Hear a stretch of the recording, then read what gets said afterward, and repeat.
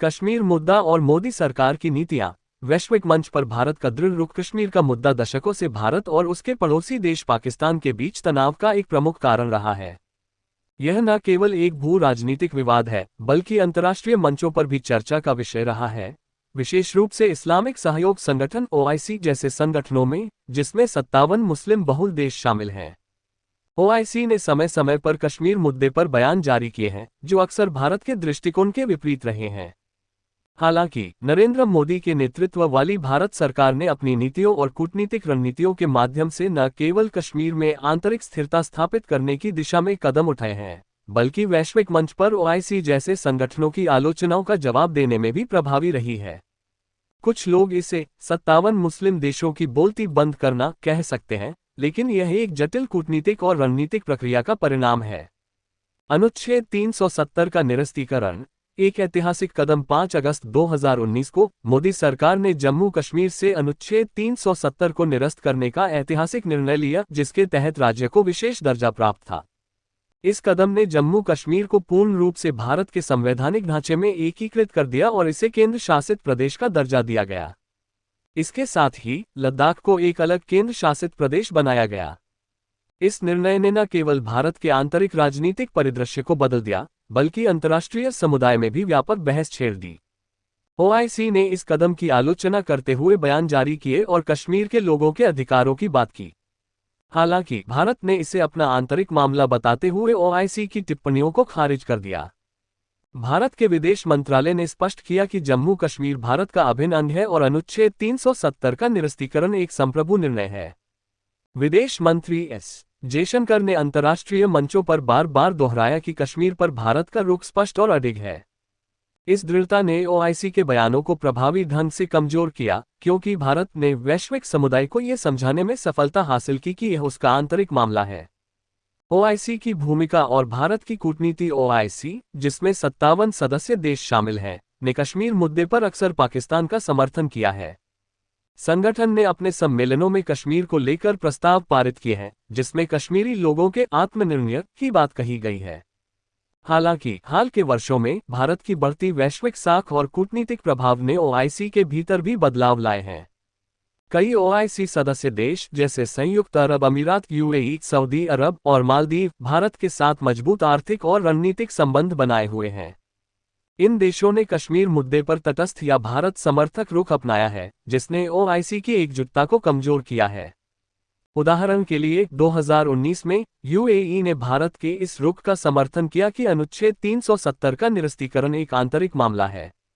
UAE ने न केवल भारत के साथ अपने संबंधों को मजबूत किया, बल्कि प्रधानमंत्री नरेंद्र मोदी को अपने सर्वोच्च नागरिक सम्मान जायद मेडल से भी सम्मानित किया।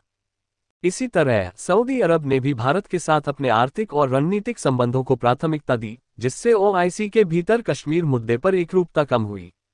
ये भारत की कूटनीतिक सफलता का प्रमाण है, जिसने ओआईसी के कुछ प्रमुख सदस्यों को अपने पक्ष में किया। कश्मीर में विकास और शांति की पहल। मोदी सरकार ने कश्मीर में शांति और विकास को बढ़ावा देने के लिए कई कदम उठाए हैं। अनुच्छेद 370 के निरस्तीकरण के बाद सरकार ने क्षेत्र में बुनियादी ढांचे, पर्यटन और रोजगार के अवसरों को बढ़ाने पर ध्यान केंद्रित किया। हाल के समाचारों के अनुसार जम्मू कश्मीर में पर्यटन में अभूतपूर्व वृद्धि देखी गई है। 2024 में 2.36 करोड़ पर्यटकों ने जम्मू कश्मीर का दौरा किया, जिसमें 65,000 विदेशी पर्यटक शामिल थे। यह क्षेत्र की स्थिरता और आर्थिक प्रगति का संकेत है। इसके अलावा सरकार ने चिनाब ब्रिज और जम्मू श्रीनगर रेलवे लाइन जैसे महत्वाकांक्षी बुनियादी ढांचा परियोजनाओं का उद्घाटन किया, जिसने कश्मीर को देश के बाकी हिस्सों से बेहतर जोड़ा है। स्थानीय लोगों ने इन परियोजनाओं को गेम चेंजर करार दिया है, क्योंकि इनसे न केवल कनेक्टिविटी बढ़ी है, बल्कि आर्थिक अवसर भी पैदा हुए हैं।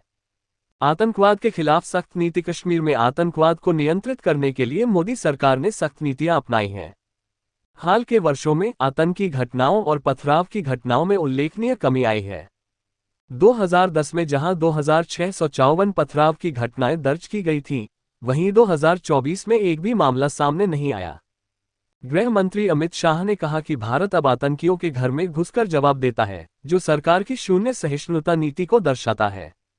हाल के एक आतंकी हमले के बाद, जिसे पहलगाम हमला कहा गया, प्रधानमंत्री मोदी ने पाकिस्तान को कड़ा संदेश दिया कि भारत आतंकवाद के खिलाफ निर्णायक कार्रवाई करेगा। इस घटना के बाद भारत ने ऑपरेशन सिंदूर शुरू किया, जिसके तहत भारतीय सेना ने आतंकी ठिकानों को नष्ट किया।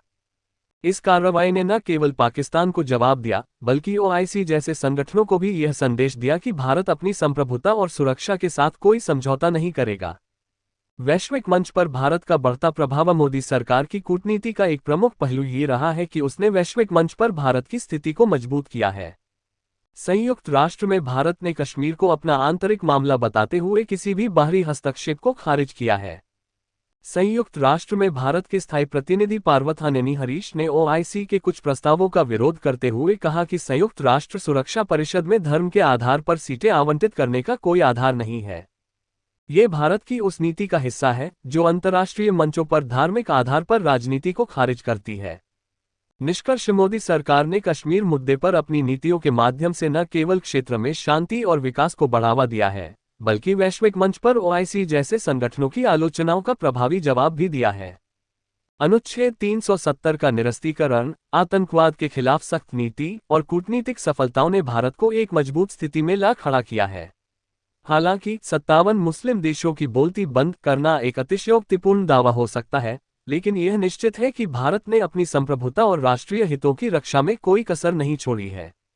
कश्मीर में विकास और स्थिरता की नई कहानी लिखी जा रही है, जो भारत के आत्मनिर्भर और विकसित भविष्य का प्रतीक है।